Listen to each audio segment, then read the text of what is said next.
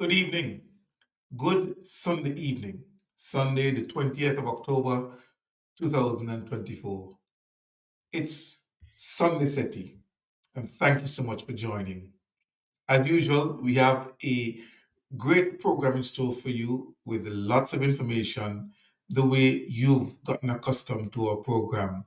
And as always, my co host, my brother, my friend, is here with us in the studio to be a part of this 2 hour program that will take you through the usual journey as you sit with us on the Sunday setting.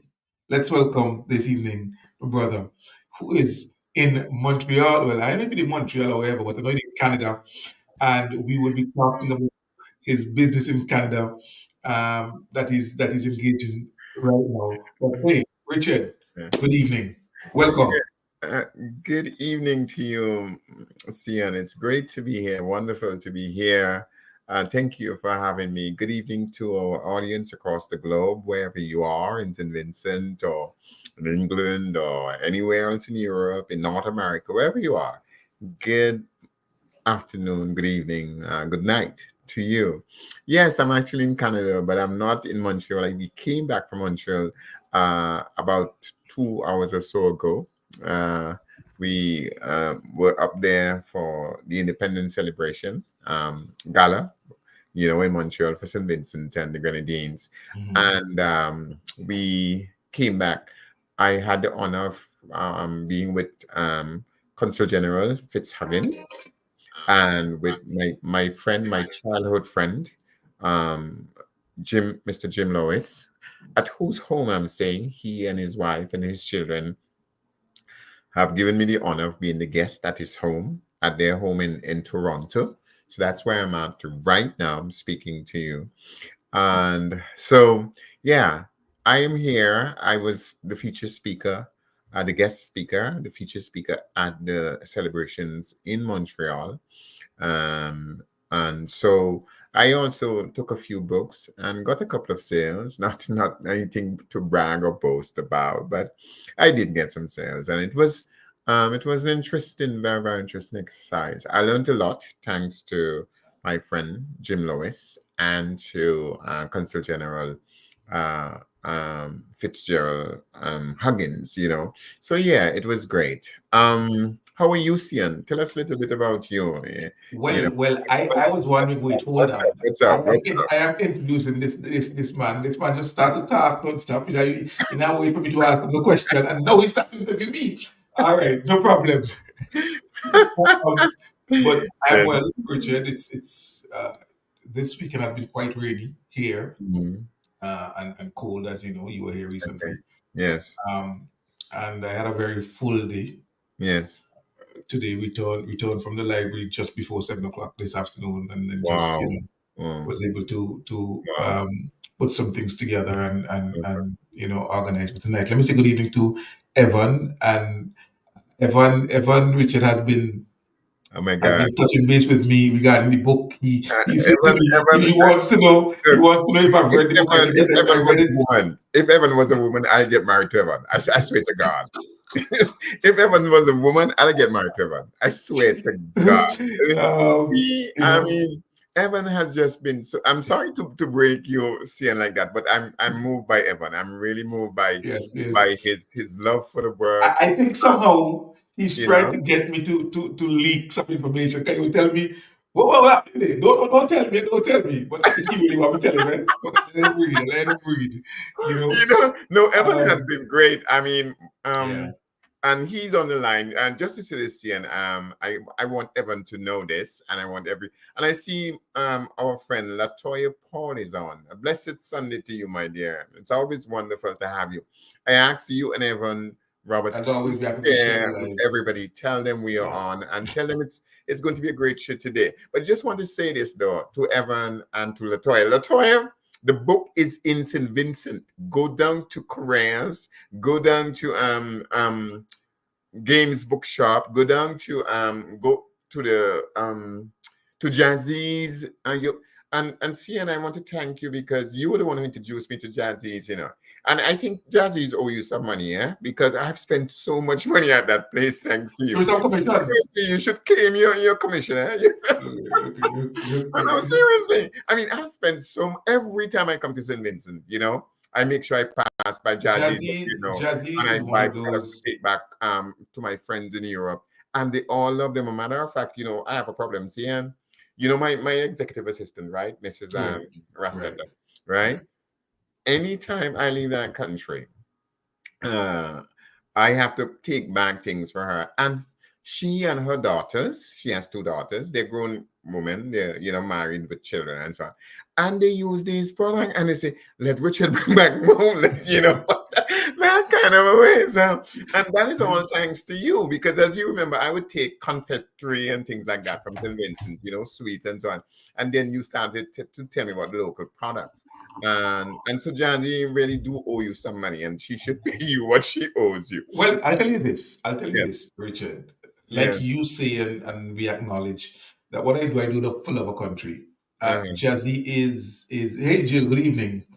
Jazzy is a fantastic entrepreneur in St. Vincent and he's making some really amazing products from natural um, sources. As a matter of fact, my friend Vaughan, if you think you're committed, I just joke and say I believe Vaughan has shares in Jazzy's because Vaughan, while you, for example, Richard, would buy when you come to St. Vincent Grenadines, Vaughan has our products shipped to the US ever Oh so my often. God, my God, no, Yes, no way, yes. she beats me. I You agree, I know, agree, so I agree. Yeah. You know, but Jazzy is a fantastic, really, really an impressive no, it's. I local mean, I entrepreneur. mean, let me say this so that people know what I'm really talking about. As you know, Sienna, St. Vincent. Colonel Charles, good evening to you as well. And as you join, I ask that you just share the live on your page so that others can Yeah. see that you are viewing. As you know, France is a place of cosmetics and so on. L'Oreal and all this stuff come from France, you know that. And my executive assistant and her two daughters are French, right? So they know, these things. They have all their life. And I tell you, they truly appreciate Jazzy's in every way, and any product, whether it's a soap, Yeah. it's a cream, it's a lip balm, anything I take. Anyway, Jazzy's not paying me for this, so let me stop. But I wanted to say this though. I wanted to say this to Latoya Paul. I want to say it to Miss Horn and to Evans in particular. Evans, this is for you. What I'm going to say now that the website is almost done. My website for my book is a special website, and there's something called random thoughts, random comments, and many of your comments, especially those that you have made, Evans, will appear there. But I just really want to thank you, Evans. I really mean that from my heart. Evan, there's no S. Yes, Evan, right? Um, I really want to thank you and others who've read the book. Some people tell me now that they picking, they're not reading because the book done in too quick, as we say in the means it done in too quick. No, I'm serious, No, pick, pick, no, I pick, mean, pick, no, pick, pick. I never did that in my no, life. serious. I can share I some of never my did that in my life. Okay. people have said to me, look, But that's, but that's, but people that's, you know, but I so, can't, so, you know. you know, I, because of my closeness working with Invest SBG, I Yeah, got to know some of these producers and yeah. also working with Voda for Expo in the US. So I know the quality of products that are there, and Jazzy is a producer par excellence. And I would encourage anybody, whether they're at home in St. Vincent and Grenadines or they're overseas, listen, if you can get your hand on Jazzy's products, whether it's soaps or what have you, listen, you can't go wrong. Hey, Teeks, good evening to you and welcome. Thank you so much for Right. joining. That's my cheering section right there. I see Gemma, Jill, and Tika. That's my cheering section right there. But who You is know, I see EPSI that's revamp. that's that's also that's also Jill. So she Oh, so okay, Jill, so okay, Jill is logged in on okay. Facebook and on YouTube. I don't know, Right. like she wanted to do it twice as much. I don't I know. see I don't know. Josette Sergeant Brown. I might just come over to New York. I'm actually presently in Toronto. You know, I'm speaking to you from Toronto, so I might just jump over in New York. You never Let know. me go see. Now, Richard, Yes, before we get into the heart of the discussion this yes, afternoon, and one that is grounded in history Yes. and the struggle of our Caribbean people. Yes. And at a time when our nations would be one after the other celebrating Yes. independence, you know, Yes. I just wanted to touch base with two things. Now, the West Indies men team Yes. lost the T20 series. They Yes. won the first game really, really good. They Comfortably. made it over at the Comfortably. end, right? But they lost the second two badly. Yes. And then today they lost the first ODI as well. And and Yes. the, and Sri Lanka had a comfortable win Yes. over them. Um, I'm really disappointed in the performance of the team Yes. because I saw such good promise at the Mm-hmm. World Cup, Mm-hmm. and I know that the potential is there, Mm-hmm. but I don't know what's happening with the team. The females fared better, even though they narrowly missed out on the T20 final, losing to the eventual winners, New Zealand. Um, but the girls showed fight. The girls showed grit. And just as I said, narrowly losing out. And maybe this is my opportunity to tell Kishore, hey, forget about the NDP thing. Focus on West Indies, please, because I know going on. Yeah, yeah, I'm saying we need West Indies need your full attention. Yeah. Well, I mean, if I may make a small comment on, as you know, I had stopped following. I have stopped following West Indies cricket for a very, very long time, and I see a lack of professionalism, a lack of technical skill.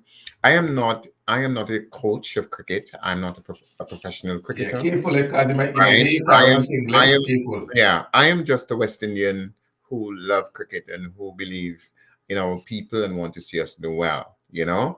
And I was terribly disappointed. Jim Lewis, in whose home I am right now, uh, because of him, I watched the match with the ladies, Hmm. and I saw some elementary mistakes and so on that it just disturbed my soul so much. Um, I don't know. I would say this though, that these things, when I see these things happen, I see the West Indies being beaten like children all over the world and so on. It puts in me a determination in me personally, Richard, to whatever I do to give my best. Hmm. Work my heart out, work my soul out, regardless of what. So, for example, the story of Pauline Bramble. I mean, you might not imagine, you cannot imagine how much I give my heart, my soul, and this has nothing to do with anything else but trying to produce excellence in every single way. You understand what I'm saying? Hmm. Because Hmm. I'm so disappointed in the performance of many West Indians in many, many fields. I'm just so disappointed in some of our politicians. You know what I mean? Uh, Hmm. our Hmm. sports people, they're just a disgrace to the West Indies, to be honest with you. And I make up my mind that I am not going to do that. Whatever I do, St. Vincent, the West Indies, the Caribbean people, Black people can be sure that Richard Byron Cox will always give of his very, very best. I would never have to anything because I'm just so disappointed. I'm just so sickened by these performances, to be honest with you. I'm just so Hmm. sickened. I must say that. I must say that. Um, um, I once listened to people who work. There was a video um of people who did background work, backstage work with Michael Jackson, and they said everything that you see this man have achieved, he works like a dog. You know what I mean? Hmm. Before Michael Jackson went on any tour, he would dance for 10 hours every day practicing. So when he hit the stage, you understand what I'm saying? It was perfection. All of this had nothing to do, firstly, with talent. It had to do with a commitment, with a discipline, with a determination to achieve. Hmm. And I've Hmm. always said to people, a lot of people claim that Richard Barron Cox is this very brilliant man, and so on and so on. Those who went to university with me will tell you this is not the case at all. I just worked like a dog. You understand what I'm saying? I was just so determined that I came to a point where I said, if I have to conquer debt to achieve what I will conquer that. That is where I was. I swear to you. you know. And so when I see these disappointing, childish performances by the West Indies, it embarrasses me as a West Indian. You understand what I'm saying? It makes Hmm. me shame. I have to say that, and I don't care who's angry with me. That's fine by me. You understand? But you don't behave like that in this professional world. In a Yeah. professional outfit, you don't do that. You understand? You don't let somebody beat you. They have to beat you. You understand what I'm saying? You don't Yeah. beat you don't roll over and play dead. And that is what the West Indies cricket team is about. It's a disappointment. It's a disappointing thing to say the least. It's very, very disappointing, Mm, mm, you know. mm. But um I am in Canada now. I was in Montreal last night for this. We came back down, and I can tell you, Consul General Huggins, right? It's 5 hours driving, and he drove, right, from Toronto to Montreal to be there. You understand, with the people, and then drove back. That's 10 hours just driving. In a day. Wow. 10 hours. You Wow. understand? That's, yeah. That's a Just lot. driving, and that is commitment. That is hard work, That's a and lot. so I admire him. My And friend, and the unfortunate thing is, Richard, that you wouldn't hear that no, no, from from no, those who love to criticize yes, in Canada. You wouldn't hear of no, that. no. But if something else happens, Oh that will man, be blown out of he would, proportion, yeah, man. Consul and General, everybody will be talking about it. yeah, Oh, the consul general this and the consul general that. But the fact that doing that, yeah. driving 10 hours in one day just to be part of it, Yeah, it's it's something else.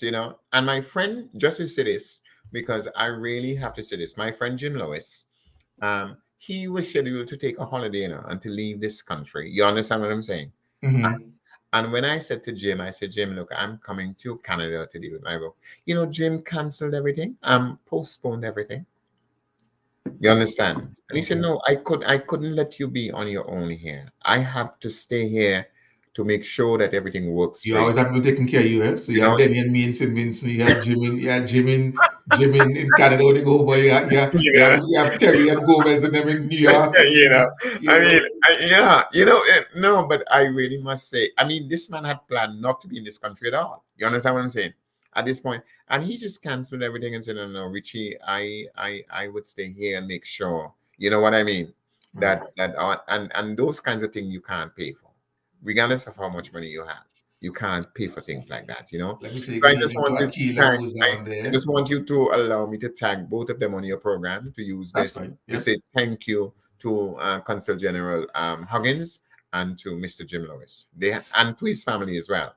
Now, Yeah. we talk a little bit more about the gala, Richard, but Yes. I think we should probably talk a little bit more about it at the end of the program, Yes.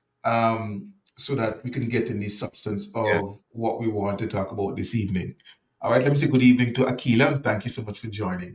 All right, so we're going to take a quick 40-second break, and then when we come back, we're coming back with the full discussion this evening. Don't worry, we'll be right back. In the heart of the Caribbean, a story of resilience and hope unfolds.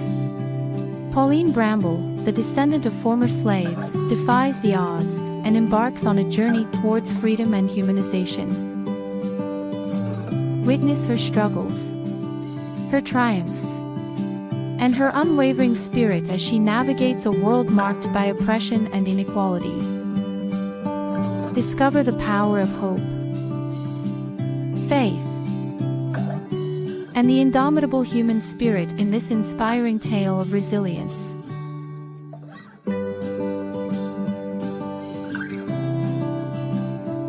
Available on Amazon. So you can get your book at Amazon. The book, The Story of Pauline Bramble. Up late and Sunday Settie is going to dedicate its all of its program to making sure that this book is a success by promoting this book every chance we get. Um, so expect to see that video running over and over to keep reminding you that the story of Pauline Bramble is available and you should get your copy.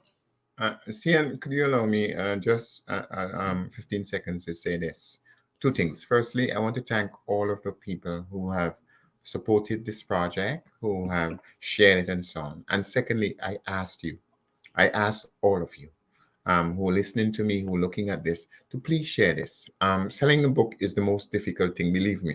Believe me. There's nothing more difficult than selling a book these days because nobody basically reads. You know. Seeing you have read, I don't think the whole book yet, but you've read parts of it. I think um, others have read this book.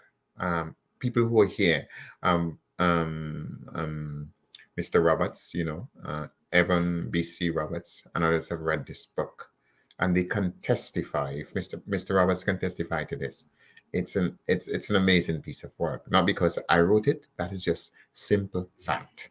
But I can't sell this book alone.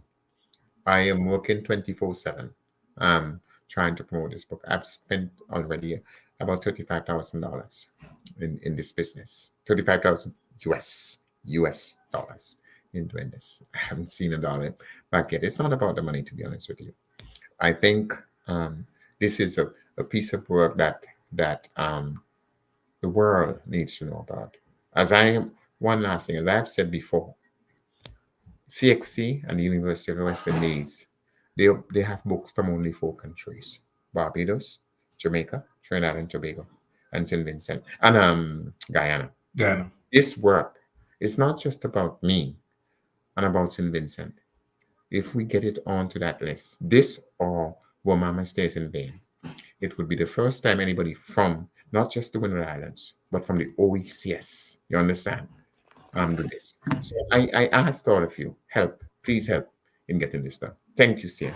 All right, no problem. All right, and we will all do our part, no doubt. First by buying it and then by sharing it, encouraging people to read it because it really is a good piece of work. All right, Richard, this afternoon for the viewers in St. Vincent and Grenadines, it's not a sexy topic, but it's one I think that is critical because you would hear references in sports of certain Caribbean icons.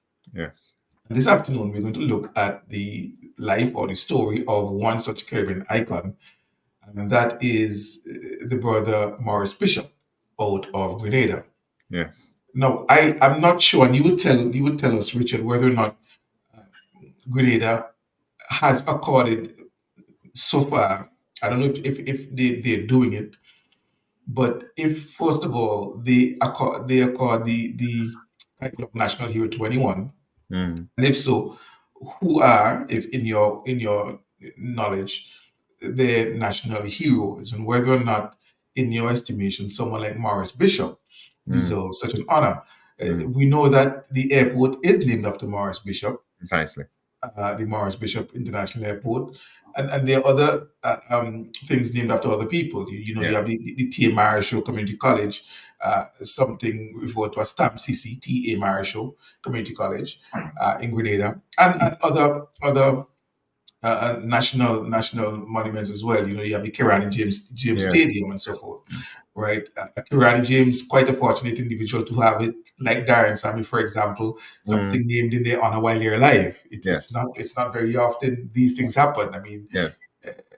Joshua Airport was named after he died. After Cato he died. Cato Yeah. Cato Milton After Cato he Memorial died. was also named after he died as well. Uh, Yes. so with young people like Darren Sammy and Mm, Kirani James having that honor, and even the young Rihanna, yes. according to National Hero in Barbados, in their lifetime, when most countries Mm, play it safe by doing that posthumously, which is after you die, to make yes. sure that they can't mess it up. Yes. These young individuals who have, life and health and strength, all things being equal, have quite a few more years ahead of them. They've been accorded these things while alive. Yes. For Grenada specifically, Yes. when you hear the name Morris Bishop, Richard, and Yes. you, from my experience with you, you like to number things. So I'm going to ask you for three things. Yes. What are the three most impactful things that come to mind when you hear the name Morris Bishop? The first, well, okay. I'll answer the question directly, in very direct. The first thing that happens to me is when I first saw Morris. I always, that image comes back to me. The man Morris, Mhm. when I first saw him. That's the first thing. The second thing that comes to me is brilliance, the brilliance of the man. You know, when you saw him, when you listen to him talk. And thirdly, and probably most importantly, a man who truly wanted the best for his country and his people, for the Caribbean. Those are the three things that come to me. First and foremost, Morris. There are very few people who, in their presence, you understand, I shake. You understand? Viv Richards was the first person who dumbed me. I was dumb when I met Viv Richards in person. I couldn't talk. I just stood up, and Viv realized what had happened to me.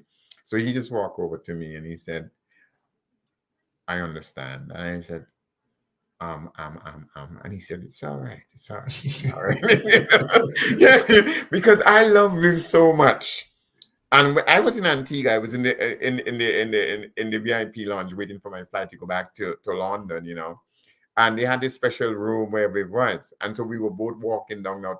We were the last person to enter the plane. And I stepped out of the VIP lounge and he stepped out of this special room. And there was Viv in person. And I couldn't, I had a bag and my bag fell out of my hand. And I just stood up. I froze, you know, I froze. And that is what happened to me when I first saw Morris. I was, I was still a teenager. I had not turned 20 yet.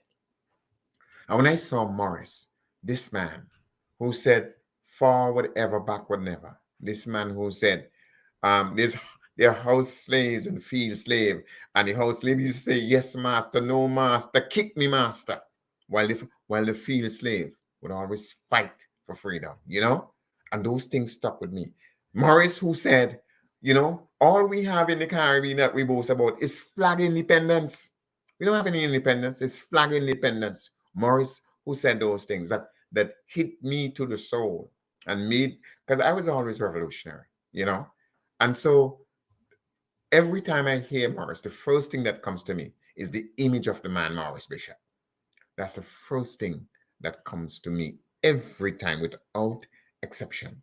Secondly, his brilliance. That's the second thing.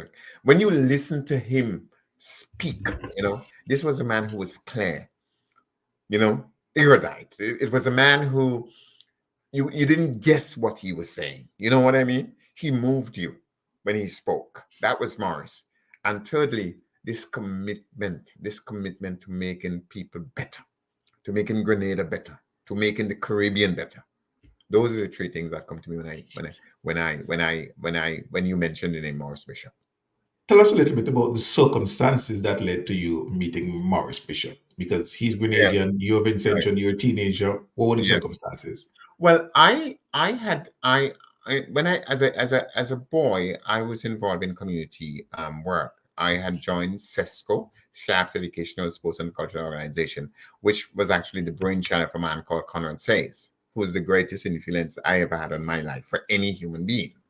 You know, he's dead now. He was a minister of government, a junior minister, as you know, and won his seat in Central Kingston twice. And through him, I got involved in youth work and so on, and became first vice president of the National Youth Council of St. Vincent and the Grenadines. And we went to Grenada just after the revolution. We Um, as in two young persons from St. Vincent. They had a work study camp under the umbrella of, on the umbrella of um I think it because wasn't you the mentioned SESCO and you mentioned NYC, so yes, I'm yes. wondering. No, I think it was under the auspices of the NYC, right? Under the umbrella of the NYC. I think all Vanguard Youths, which was then the youth arm of the United People's Movement, the UPM. Okay, but it was under one of those things. I don't clearly remember which of it, but regardless, because of my socialist orientation, okay, and two Vincentians were sent.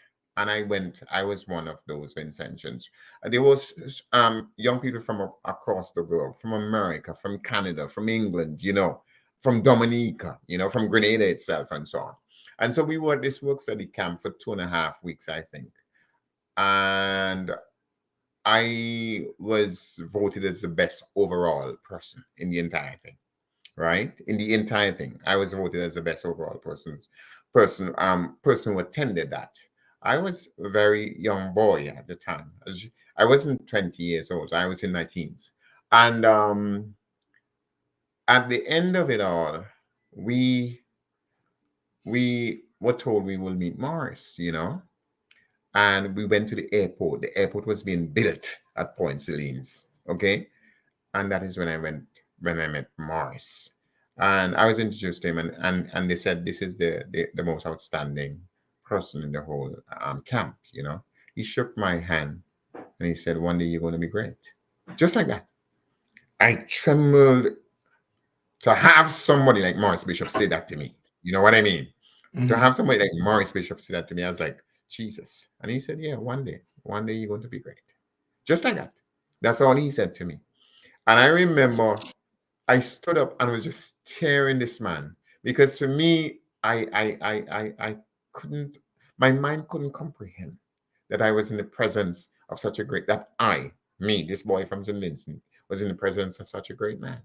That's the truth. That's how I met Morris Bishop. Mm.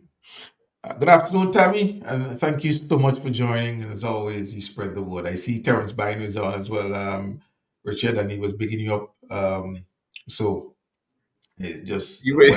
bigging up both of us. He said, Yeah. my two favorite comrades. That's what Yes, he yes, said, yes, not yes, just yes, of me, course. Yes. He's bigging right? us up. Right. Yeah, I just want to Um, ask everybody to please share the live. We are discussing today the Grenada Revolution and situation there, yes, and yes. it's one of the greatest, it's one of the most important moments in contemporary Caribbean history, and that's why we're discussing it. And I'll as well as CNX, I will explain why we're doing it today and not some other Right, day. right. Actually, we should have done it before. By the way, just for information's sake, next week Sunday, Richard and I will be here and we'll be talking independence. All right, 45. So hopefully, for those of you who are not going to the park, you'll be able to view this program as a primer and then go straight from this program on to watching the uh, parade in Victoria Park. All right, so Mm. stay tuned for that next Sunday. Right. Now, Richard, Yes, during the period of Morris Bishop, yes. right, were there other revolutionary activities or events Mm. occurring throughout the region, or Yes. was it unique just to Grenada at the time? Oh no, a very good question, and it put things into context globally. Okay, in 1979, on the 13th of March, 1979, precisely on the 13th of March, Maurice Bishop, right, as a leader of the New Juror movement, okay, ran a revolution against a dictator, a corrupt dictator called Eric Matthew Gary, who was the prime minister of Grenada and who had taken Grenada into independence in 1974. Okay, Maurice, Eric Gary was such a corrupt and evil man. He had something called the Mongoose Gang, and Mhm. this Mongoose Gang would go about not just beating up people, but murdering them. You understand? Actually murdering people. Anybody who opposed Gary, you understand, was murdered if they caught you in a corner or two. A matter of fact, Maurice Bishop's father was murdered. You understand? His father, Rupert Bishop, was murdered by Gary's henchmen and Mongoose gang, right? And all he was doing is defending children. There was a match, okay? And Morris, his father, was there, part of it. And they opened fire on children, young people. And Morris' father stood up and took the bullets for those children and died. You understand what I'm saying?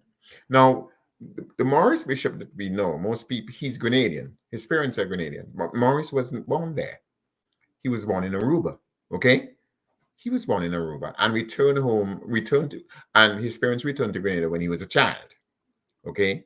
He went to the best school there and then I went on to study law in England and became a lawyer. Okay? And came back home and joined with a guy called Unison Whitman. Okay? And so started this movement for change in Grenada. Change first and foremost to deal with a corrupt despot, a dictator named Eric Machugeri, who had something called GULP, Grenada United Labour Party. Imagine the name GULP, GUL. No, all of what I'm telling you is fact, a fact. Okay? And so on March 13th, 1979, Morris headed the revolution. Gary had left the country and had given orders to wipe out, you understand, the leadership of the new. Yes, he had given orders to wipe out the leadership of the New Jewel movement. This is fact that everybody know. And and so when he returned, Morris and others were supposed to have been dead. Okay, but they got wind of it, and when he left, they overthrew the government and took over the country, and so established what was called the People's Revolutionary Government, the PRG. Okay, and Morris, of course, was the leader of this movement. Okay, so the Morris Bishop we know. A matter of fact, Morris came to my consciousness before that happened. Morris was one of the lawyers who defended a man named Junior Spirit Cottle. I don't know if you remember that name, but you're from Leeward, and so you will know him. And you know what happened in the early 1970s in St. Vincent when an attorney general, right, named Roll was murdered, was shot, and Junior Spirit Cottle and others were implicated in this crime, and Morris came to St. Vincent as a lawyer to defend them at the time. That's how I first heard of the name Morris Bishop. I had never known who this Morris Bishop was. You understand? I was a little boy. I was about 12 years old, 13 years old. And that was the beginning of my consciousness in terms of becoming a socialist, And so Morris and his comrades ran this revolution, and they took over the government. And immediately as they took over the government, they decided to change things, Most people don't know. The reason why the airport is called Morris Bishop International Airport is because he built it. Morris built it. You understand what I'm saying? Morris built it. That is why it's called Morris Bishop International. And you would give us some insight into the building of the airport as well, because yes, from the little bits that I've gleaned, there was that might have been the first attempt at a coalition of the willing, but we'll get to that that aspect of it. Yes. Because no, I still want us to talk about the Caribbean context regarding revolution at the time. Right. Okay. So that is what happened. But at the same time in 1979, listen, this is interesting stuff, right? Emperor Bukasa of the Central African Republic was overthrown. Idi Amin in Uganda was overthrown, right? The Shah in Iran was overthrown, right? And Somoza in Nicaragua was overthrown. You understand? So it was a year of serious revolution, you understand, taking place. And America and the West felt completely threatened. You understand what I'm saying? Because all of the people we I have mentioned were atrocious dictators, dictators of the highest order. Okay. And so the Grenada Revolution fell in line with that. Here's something, CN Marshall. Hear this. Hear this, CN Marshall. That very same year, there was an attempt of a revolution in St. Vincent as well.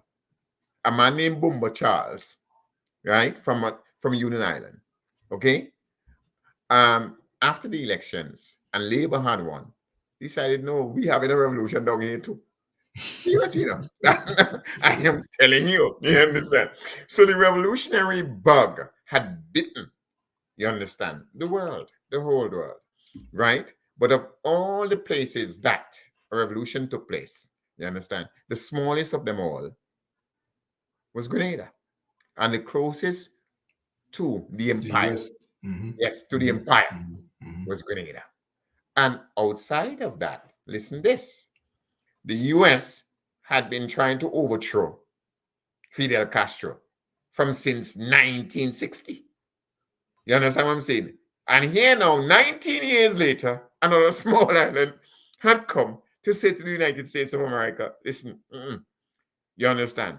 And so within the global context, it was a period of revolution, right? Within the Caribbean context, we had um, um, um, Cuba and Fidel, which the Americans couldn't handle. Okay, and then Nicaragua came about as well with the samosas and Daniel Ortega, you understand, and his brother and comrades and so on.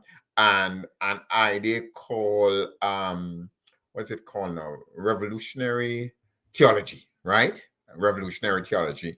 Because actually foreign minister of Daniel Ortega was a Catholic priest, you know.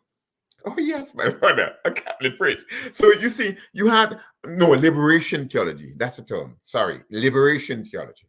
And by that time, people like Paulo Freire, the educator and sociologist in Brazil, you know, had come about and was getting real influence. So it was a revolutionary period, and the Green Revolution was born within that period and was led by Morris Bishop. So it wasn't an isolated incident, globally speaking. Okay, that's the first thing. It wasn't an isolated incident, as I have just demonstrated. Secondly, within the Caribbean, our Caribbean, as we know, Fidel had already done a revolution.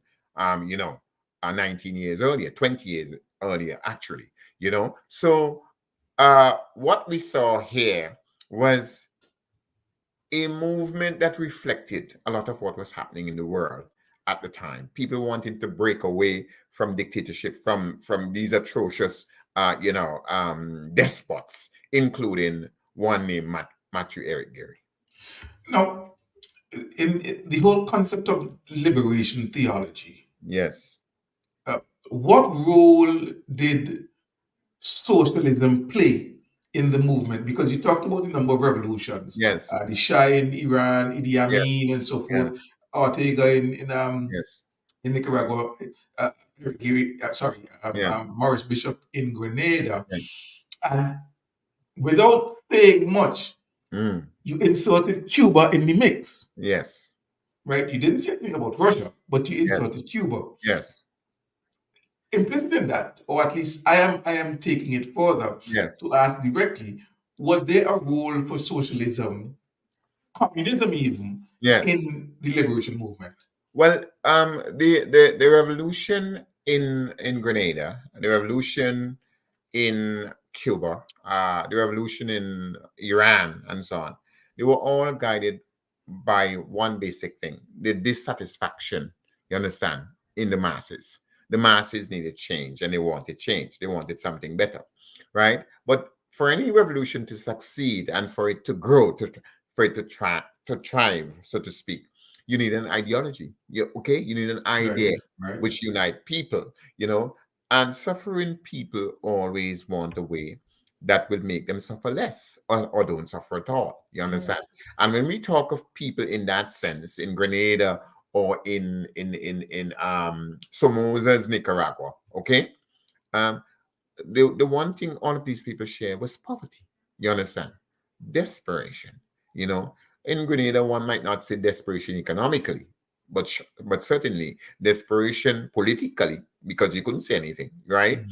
And a measure of serious social and economic dissatisfaction, right? Now, the ideology, the idea that most of these people followed was an idea which meant or which preached the idea that we are all equal people and we all should have an equal chance economically. You understand what I'm saying? Society should be more equitable.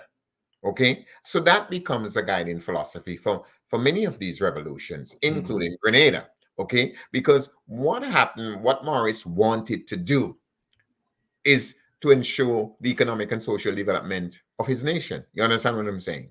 Right? That is what Morris wanted to do. And so that idea guided a lot of what they did. And Morris was a socialist. There's no if and but about that.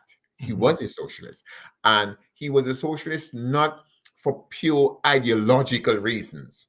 You know, he was a socialist because he felt, and I feel, I know, I'm certain of it, that that's a better system of organization, not just for the poor and the underprivileged, but for the world as a whole. You understand? Morris shared those views. So that is what guided, that was the guiding philosophy, so to speak. Okay. But The revolution was not born out of some ideology in Morris's head. You understand? In the same way, the revolution in Cuba was not born out of some ideology in Fidel's head. Okay? And it wasn't born in Nicaragua out of some idea in Daniel Ortega's head. What caused those revolution was the dissatisfaction that the masses of people felt. You understand? If you recall, if you recall, in our own St. Vincent and the Grenadines, okay, as I said, in 1979, Bomba Charles, we call him, I think his name is Lennox Bomba Charles, right? Um, Tried his own revolution in Union Island, right? And this was because there was a serious measure of dissatisfaction in these young people. You understand what I'm saying? But as I say, for a revolution to continue and for it to thrive, it must have an ideology. You understand? Now, if the people's problem was economic and social disadvantage, disenfranchisement, you understand what I'm saying? Obviously, whatever they have would replace that. You understand what I'm saying? So that is what happened there.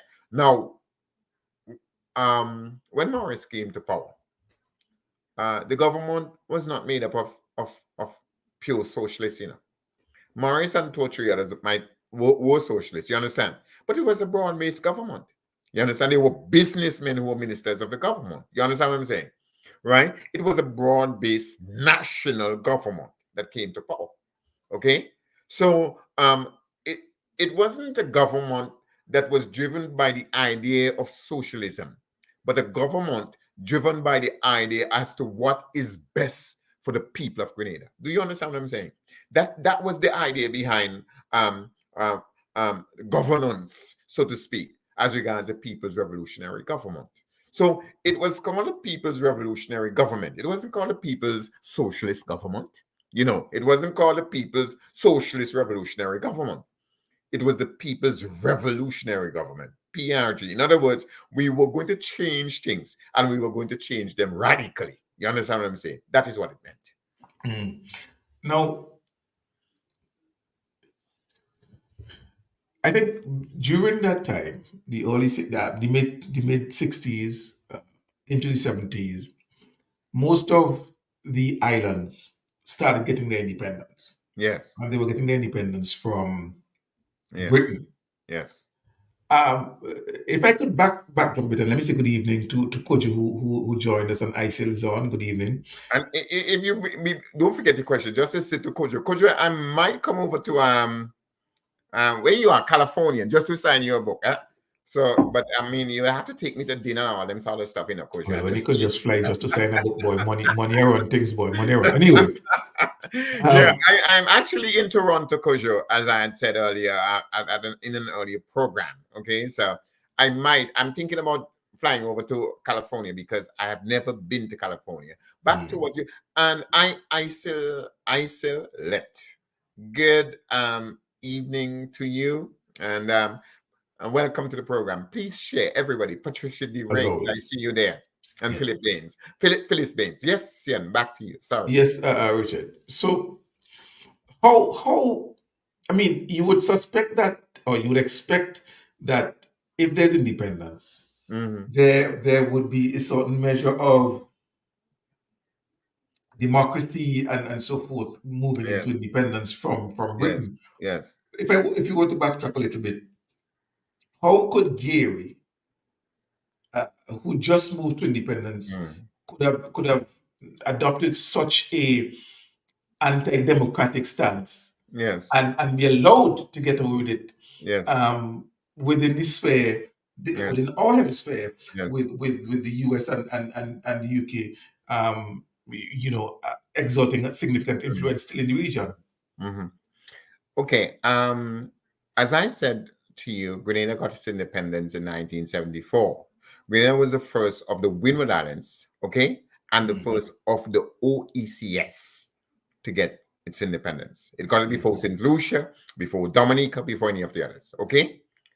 And before Grenada, the countries in the Caribbean, the English-speaking Caribbean, I should put it more correctly, that got independence with Jamaica first, Trinidad second, okay? Barbados and Guyana. Okay, Barbados and Guyana in 1966, and then Gary followed.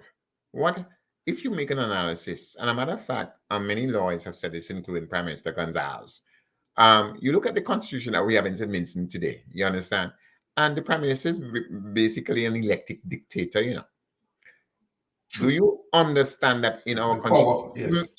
even the head of state owes his or her position, you understand, Yes. to the Yes. Prime Minister? The Yes. Queen don't dare appoint anybody who the Prime Minister does not agree with. Yeah. You understand what I'm saying? Yeah. Even the head of state. Yeah. Those are just legal facts that nobody can dispute. Well, you Yeah. can try to dispute it. You And only as a matter of fact, there's always that very famous quote attributed to James Mitchell, where he told one of his heads of state, "I make and unmake governors general." exactly, You and know, that is the fact. because even if you, I remember when I was going through the when Mr. Grandis was going through the constitutional reform process, and I went through the constitution, you realize that all the constitution requires is consultation with the leader of the opposition. That's it. Yeah, Nothing else. and let me explain. Well, I don't have to explain it to you, so let me explain to our listeners, because you are a trained lawyer who's going to be called to the bar rather soon, so you know what I'm talking. In this sense, consultation, legally speaking, is this. I am James Mitchell, right? I want to appoint let's say Kojo. I want to appoint Kojo Mason as Governor General. I call UCN as leader of the opposition. Marshall, listen. I will appoint Kojo Kojo. Mason as Governor General. You understand what I'm saying? Yeah, okay, all right, I consult you. Bang, hang up the phone. No, seriously. Legally speaking, that's it. You understand what I'm saying? Legally speaking, and you know this as a lawyer. You know what I'm saying is true. As a lawyer, I'm speaking legally. I consult your boss. All right, good. Yeah. It You could doesn't mean come that and say you it doesn't will. mean that you You have could to take and any you could just input stand in the or anything at front all from and them. you could tell me all kind of thing you Yep. want to see. Yep. And Yep. I have Yep. consulted you. Yep. Story done. Yep. I am You not hear me? obliged. I'm not obliged to No, take I anything do from you at all. consult Any your input. boss. Yeah. So the prime minister, you understand, is an elected dictator in St. Vincent. You understand what I'm saying? So Yes. to Grenada, those constitutions were written for us by whom? By the British. By the British. Yes. You understand? And so Geary could act that way because legally speaking, there are very few guarantees. You understand?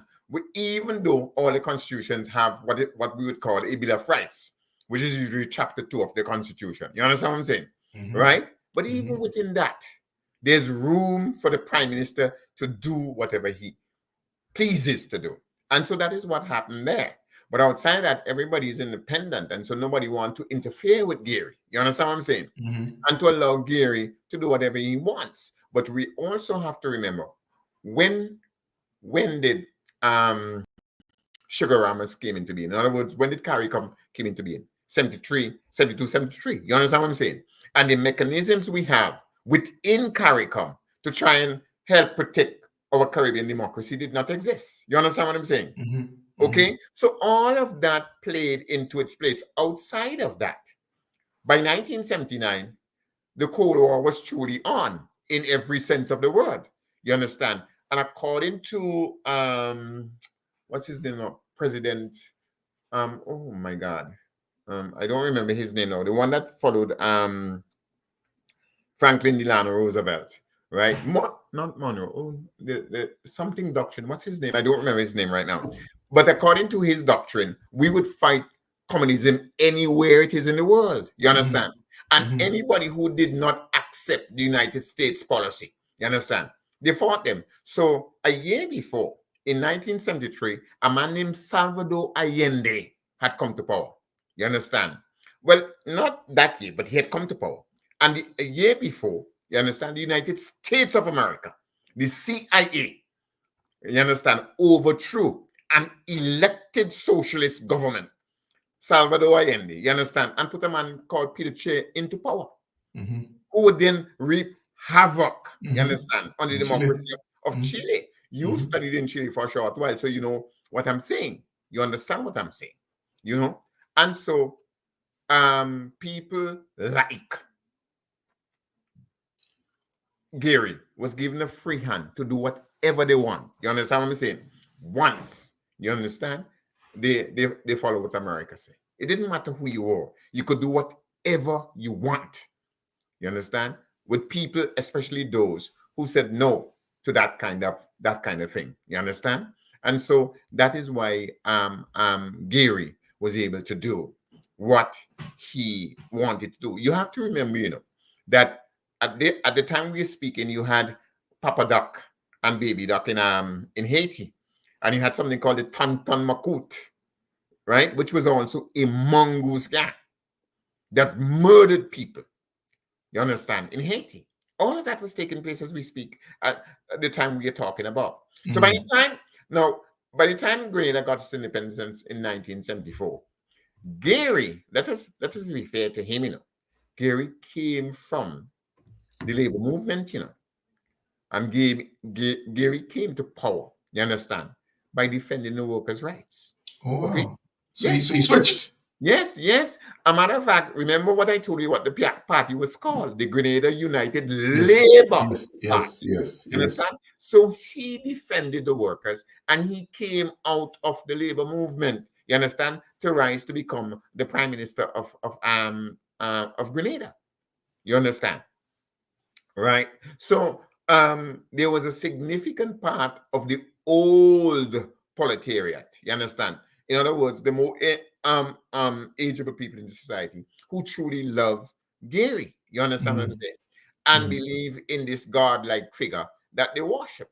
Okay, but the young people like myself and Maurice and others, we realized no, we needed more. We needed a true democracy. And we needed a chance to be able to say to our government, what you're doing is wrong. And Gary did not like that. And so Mhm. therefore, he had his mongoose gang not just beat up people and so on, but even murder Rupert Bishop, who was Morris Bishop's father. What became of Mr. Gary? Because you said he left the country. Was Yes, while he was out, he was the overthrown. Yes. he was overthrown. What became of him then? Right. So he was in the United States of America and they immediately granted him asylum because he was their servant. So he stayed there until the 19th of October, 1983. Today is the 20th of October. This is why we're having this This program. is why we have a When the discussion. American government then went to Grenada, you understand, and got rid of the Well, murderers. we reach Yeah, there. We reach there. We reach there. right, We go. right. We'll So, get to. So the overthrowing happened in '79, yes, the 13th of March, and 1979. he stayed in. He was in the U.S. at the Yes, time. He never he came back. stayed in the United States. He couldn't come back because if he come back, Right. we'd lock him up. Naturally. And when I say we, Naturally. I stand with Maurice, so we'd lock him up. Now, what happened to the members of Gary's government who were overthrown? Who were at home? Well, basically, nothing really happened to them. Those who uh, were threatening to the government, right, at the time were detained. That is what happened, right? They were detained until we felt, okay, it's safe enough to have them back out on the street. You understand? But nobody was killed, nobody was shot, nobody was murdered, nobody was hanged, nothing of that sort. So this is what you would correctly refer to as a bloodless Yeah, revolution. it was a bloodless revolution. You're absolutely correct. Absolutely correct as regards your categorization of that revolution. It was All right. bloodless. We're going to this is the first hour. We've gone past the first hour of our discussion. We're discussing the Grenade Revolution, Richard and I here on Sunday Settie. We thank all those of you who are who've tuned in and you're sitting in and just taking in the information that we're presenting so far. We're going to take a quick break. I'm going to run the ad again. Give you 2 seconds to maybe get up and go get a drink or something. And when we come back, we continue the discussion and we now delve into some of what Maurice Bishop did in Grenada during his period as leader of Grenada with his group who rescued Grenada from the uh, murderous Eric Gary. Don't go away. We'll be right back. In the heart of the Caribbean, a story of resilience and hope unfolds. Pauline Bramble, the descendant of former slaves, defies the odds and embarks on a journey towards freedom and humanization. Witness her struggles, her triumphs, and her unwavering spirit as she navigates a world marked by oppression and inequality. Discover the power of hope, faith, and the indomitable human spirit in this inspiring tale of resilience.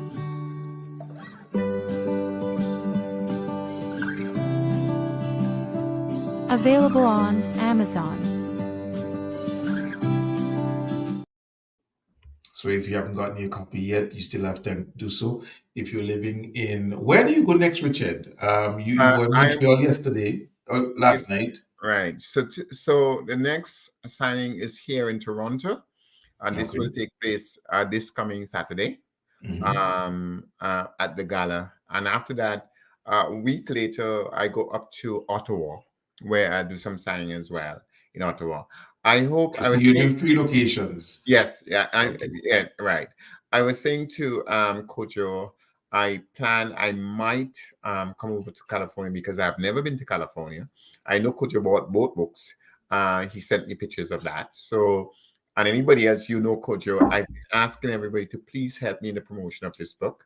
I really do need your help. So I might go over. And then I was saying to your cousin Tika that not this week, but next week I might come down to What I would New York. suggest, Richard, Yes. respectfully, is, and Koja should be able to organize this for you while you're there. Hmm. You should probably pay a courtesy call on Dr. Catherine Gill, who's the honorary consul of St. Vincent and Grenadines over Okay. there Okay. in California. I don't know what the distance is between because Kojo is in hold on, wait there again, boy. Because he actually made a comment. Oakland, California. He says he's He's in in Oakland. Yes, he's in Oakland, Oakland. California. I don't know. I don't know. Yes, Taffy, we big and bad so. Uh, um, I don't know what the distance is between Oakland and I think LA, which is where Dr. Yeah. Gill is. But I believe it would do well and maybe uh, you know reach out to Dr. Gill even before you get there and maybe have one of those just like it's done in Taiwan, a nice copy of the book Yeah. in the so that is something for you to consider. As I said, I mentioned it respectfully Yeah. so that you can think about it. All right. Now, so Maurice Bishop comes to power with a bloodless coup to change the way things are in Yeah. Grenada Yes. because things were people were Yes. being tormented Yes. in Grenada during that period under Eric Gary, Yes. and so he comes to power in 1979. Yes. What were some of the things that he started to do, implementing immediately to show that he was serious about Yes. revolutionizing the way things Yes. were, Yes. and improving the lives of Yes. the Grenadian Yes. people? Yes. Um, um, Let me say to our audience here that when I speak here, I'm not speaking purely from a standpoint of what I read or what the statistics said, but because I was in Grenada, if you recall, right? I went there at least on two separate occasions, probably three, while Morris was in power. So I saw. Okay.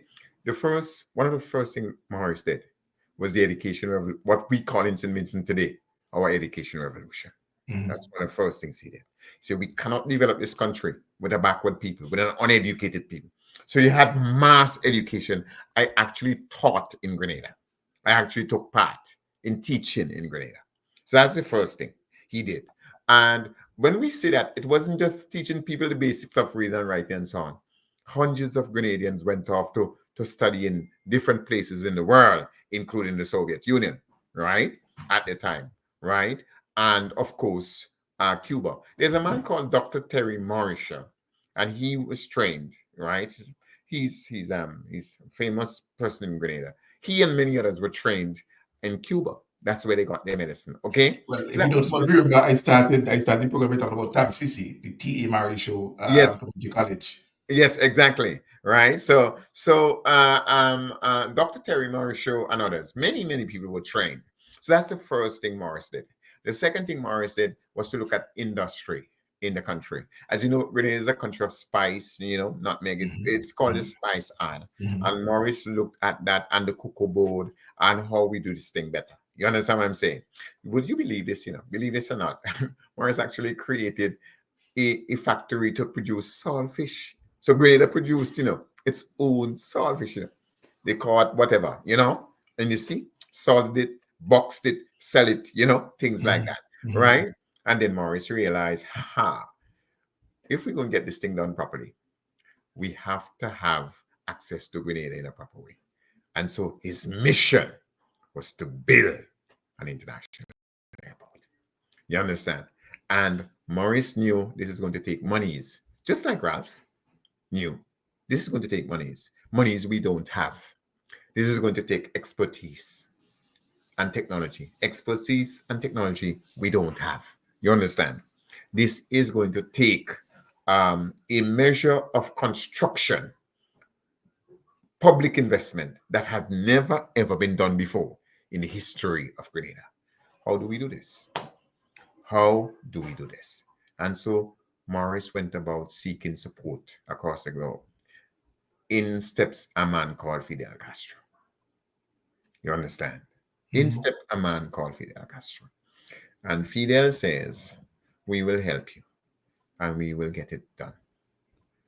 Come what may, we will get it done. A matter of fact, anybody who study this issue and this history of Grenada will tell you that Morris was Fidel's political son. Morris was Fidel's political son. That's how close he became to Fidel. You understand? It was Mhm. like he was Fidel's child. It was as if he was Fidel's child. And Fidel committed Cuba to helping Grenada build what would be called Point Salines International, Mhm. which later on the Grenadian government and people decide to should be called the Morris Bishop International Airport. Mhm. Mhm. So Morris Bishop fundamentally changed the economics, you understand, and the future of Grenada by that one project. But not only that, as I said before, the education revolution and paying attention to industry, you understand, from cocoa and spice to everything else, to saltfish, you understand, and so on. They developed a juice and nectar producing company, factory, So all the mango you see was falling from trees and so on. That didn't happen in Grenada. They gathered them together and made mango pulp and all kind of thing. Can these things, you understand what I'm saying? To be shipped abroad and to be used by Grenadians. Those are facts. Mhm. That is what I So want. that so Just, that just one other thing I want to say before you, don't forget your question. But you know Mhm. what struck me with Grenada? This struck me like a bombshell. I would go to Grenada and I would see a new road being built. And there's a big what you call it, signboard or whatever. You know the word, I don't remember the word now. No, right? And it would say on that board, this road costs $2 million. This is where your tax money is going. You understand? They would build a new school. This school costs $95,000. You understand? It is taken from the public purse. This is where your tax money is going. You understand what I'm saying? So it wasn't just that people went into parliament and tell you, well, we do this. And every project, Morris would tell you exactly how much money is being spent on that project on a billboard, a big billboard would tell you that. I saw that in Grenada myself. Nobody told me. I didn't read it in a newspaper. I went to Grenada and saw this myself. so the point I was going to make, not so much a question, was so Morris came into power, took over in 79, and he started to do then what it took St. Vincent 40 years to start doing. Yes, yes, yes, Noted. During the period, you had other governments. yes, And yes, for 17 of those, well, I would say 40, because yes, the education revolution started in 2005, yes, 2006, yes, and the airport started in 2008. yes, So we're looking at 28 years. yes. So I guess Keisha was right. No, I, You know, I I, mean, in spite of the fact that Morris had the vision and the leadership to do that yes, in the yes, 1980s early.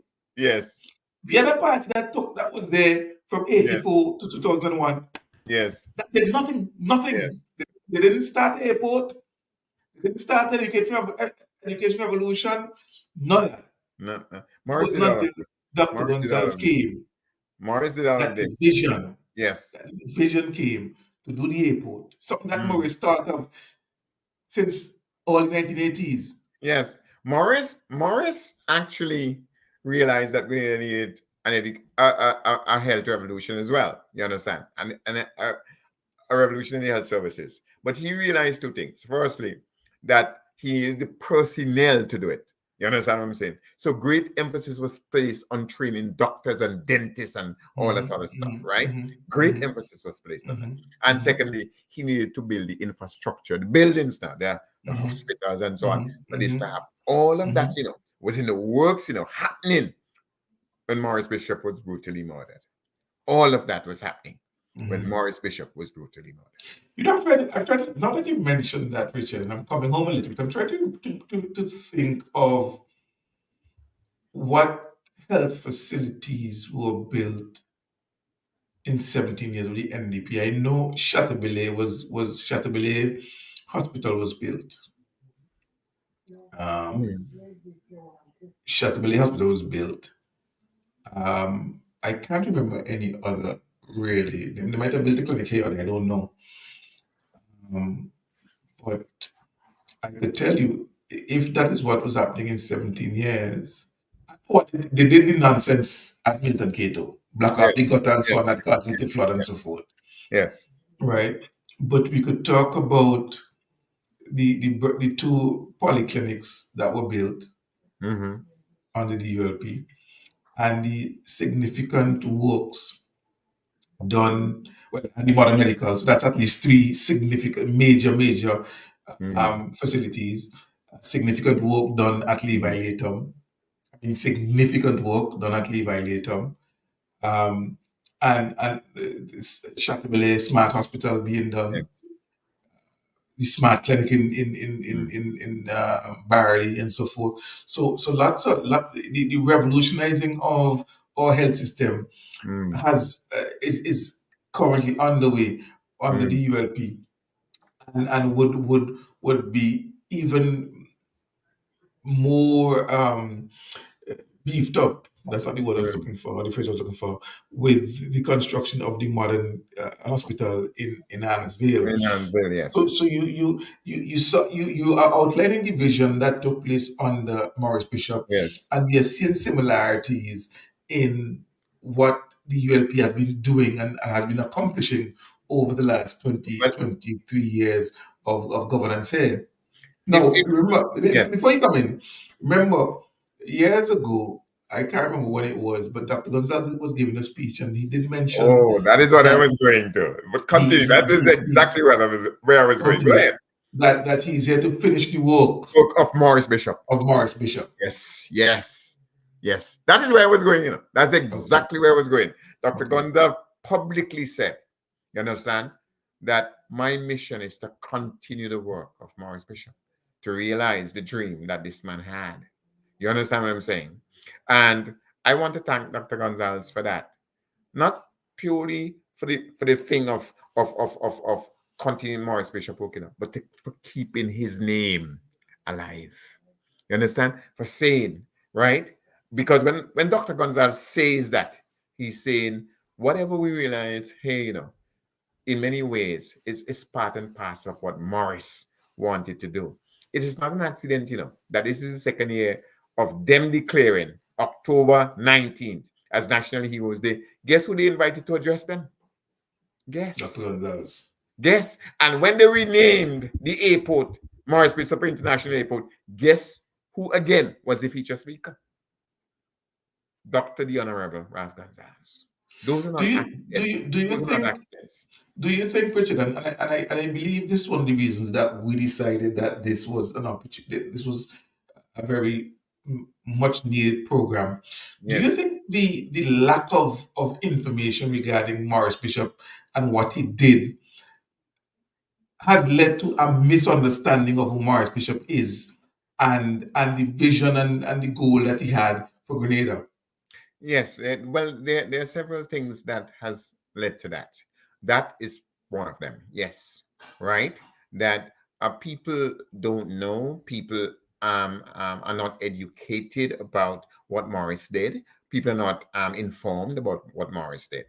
But most importantly, there are other things. I will name a couple of them. Most important among these was the American government determination to miseducate and to misinform Caribbean people. You understand? Mhm, As there mhm, was a propaganda, a vehement propaganda by the United States government, you understand, to discredit the Grenada Revolution, to discredit Morris Bishop. You understand what I'm saying? And the People's Revolutionary Government, and the New Jewel movement that led that government. That was a deliberate act of the American government. Okay, so that's one, and that is why a lot of people could not appreciate what Morris was doing. The second thing that affected people not knowing a lot about Morris is because there was the communist scare, the Red Scare. You understand, that went across the Caribbean and was even preached by people like Milton Cato.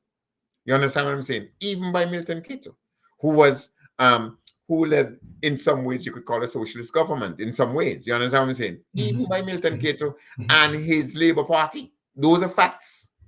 You understand? Regardless of whoever wants to say otherwise, those are the truths. You understand? So that those things affected how people understood Morris and what Morris was doing and how he was doing it. Also, we have to remember that at that time, we didn't have this kind of social media we have now. Yes, You yes, understand? yes. And the ease of access to information that we have now, we didn't have then. Okay? So all of these things influenced, of course, people's appreciation or lack thereof, as to what the People's Revolutionary Government in Grenada Grenada. was doing and what Morris Bishop was all about. Those things all played their role as well. What would you say, if you can give any information, was the relationship like between Morris and his government that wasn't a democratically elected government Yes. and the other governments around in the Caribbean? Okay. Um, because of the Americans' action, I don't know if you know this, but at that time, the president of the United States of America, the man who came to power in 1980, was a man called Ronald Reagan, right? And Reagan was hell bent on fighting what he saw as a communist threat anywhere in the world. You understand? And Pope, you must have heard of people like Oliver North and what happened and the Iran scandal, right? And what they did to Nicaragua. They virtually destroyed Nicaragua. You Mhm, understand? mhm, So the American government made it clear that they would do anything to destroy the revolution in Grenada. And and in doing this, they did a number of things. One of them was the creation of the CBI, the Caribbean Basin Initiative. You mhm, understand? And in the creation of the Caribbean Basin Initiative, they made it clear that everybody else was welcome except Grenada. You understand what I'm saying? Except Grenada. Everybody else mhm, was welcome except Grenada. So the American government and the CIA, did what they could to discredit the People's Revolutionary Government. And of course, eh, most people fall in step. Cato fall in step. Cato was the Prime Minister of St. Vincent. Okay, mhm. he fall in step. The people in St. Lucia fall in step, and the chief among them all was a woman named Eugenia Charles in In Dominica. Dominica. Mhm, You understand? But all of them, right? Trinidad and Tobago was the one that stayed more or less independent. So too did um the the government in Barbados. But no, not the government in Barbados, sorry. The government in Jamaica, to a sense, to a little bit. You understand what I'm saying? The government in Barbados at the time was led by a man named Tom Adams. You understand? Who was just a servant of the United States. You understand? So, and countries like St. Vincent and so on, who just got independence, couldn't, even if they wanted to. You understand what I'm saying? Mm. They didn't have the wherewithal to stand up for and with Grenada. Okay? But they didn't want to. That was not the philosophy of Milton Cato, regardless of what anybody said. You understand? Milton Cato was a middle of the road sort of politician. Okay? And a lot of his practices had some socialist element to it. You understand? But Milton Cato was no socialist. You understand? And Milton Cato fell in step with what the United States of America ordered at the time, as did others. Mm. Okay. Okay, so No, their no. relation to the People's Revolutionary Government was not one of animosity. That would be wrong to say. It was not, but it was not one of close brotherly friendliness and so. Embrace. But Mm. yes, but the people of the Caribbean loved Morris. Morris was the kind of man, believe you me, now, I saw this myself once when Morris arrived. I think it was at Trinidad and Tobago. And the security tell Morris, now behave yourself, come off the plane and behave. And the young people from the university and so on came to the airport to greet Morris. Morris forget his security and run across the airport and start to shake hand with everybody. And the young people were just so excited to see him. I was excited to see him. Arthur Bob was excited to see him. I could call some name. For us, Morris was the hope. Morris was the future that we wanted. Morris was the leader that represented what we taught. That is who Morris Bishop was for us. And Mm. I tell you, the day Morris Bishop died, I see people crying, grown people crying Now like, like we'll get to his death in a little bit, and the events leading up to his death. But what the reason I asked that question, and I'm glad you mentioned the CBI, and we're not talking about Citizens by Investment. We're talking about the Caribbean Based Initiative. yes, Our good friend uh, Kwame, who calls, he has a poem. He talks about basin and yes, what you do in basin and so forth. By the way, let me say good evening to Cindy and Vilma, who have yes, also joined the live this evening. Thank you so much for tuning in. The reason I asked is, do you remember recently when we were supposed to be having the that conference of the Americas in the hosted by the US, hosted by the US. They're hosting it, but they decided to disinvite the leaders of Nicaragua, Venezuela, and Cuba, yes, and our country, yes, our leader stood up and said, "Look, that's not how we do business. You cannot, as host, you can't choose to. You're not invite president someone of only. the. All You're it is not America. president. Is either You, America come or America ain't coming. yeah, exactly. You You're can't not. invite, You can't can't decide America who in comes to France the meeting. this It's way. not your meeting. It's not Yes, your meeting, and because of that, we did not attend in any capacity whatsoever. There were some countries that try to placate by sending lower level representative. But Dr. Gonzalez made the point. If I am not coming as head of state, I ain't sending nobody because I'm not coming based on a principle. mm-hmm. It's not I'm not coming because I'm ill or something. I'm Yes, not coming because I'm objecting to the yes, way this is happening. And so it's out of principle. yes, I can't send somebody else. And so you see that willingness today of Dr. Gonzalez to stand up to big powers and say, look, this is wrong on yes, principle. But outside of, I think you said Trinidad and Tobago, everybody just basically fell in line yeah. with I must claim, apart from Eugenia Charles, who was openly, you understand, had an open animosity, okay, to Bishop. St. Vincent didn't have that. We just didn't embrace him, but we didn't have it, okay. mm, Um, Tom Adams was bordering animosity, bordering it. You understand? But open like Eugenia, I wouldn't say that. But he was, yes, he had an animus towards Bishop. And let me tell you a story. This is no joke, Morris, one time Tom passed his place with Morris. Morris, let me tell you something else. There's some leaders in the Caribbean. This is Morris talking. They are field slaves. So they know what it is. They work in the hot sun and master beating them and so on and so on and so forth. And there's some of them who are house slaves. And these house slaves were always in the service of master. So they say, yes, master, no, master, kick me, master. He was talking about Thomas. I swear to God. I swear to God. You understand? Yes, master, no, master, kick me, master. You see, Grenada is not like that. Morris Bishop is not like that. Mm. You understand? Mm. Right? Mm. And those things did not make him famous among certain leaders in the Caribbean. I could imagine. Understand? I could imagine. All right.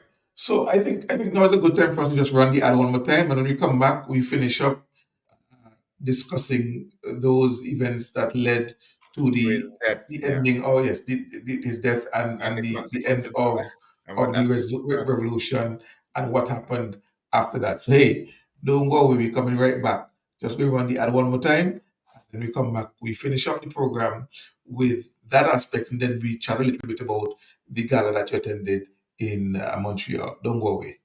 In the heart of the Caribbean, a story of resilience and hope unfolds. Pauline Bramble, the descendant of former slaves, defies the odds and embarks on a journey towards freedom and humanization. Witness her struggles, her triumphs, and her unwavering spirit as she navigates a world marked by oppression and inequality. Discover the power of hope, faith, and the indomitable human spirit in this inspiring tale of resilience.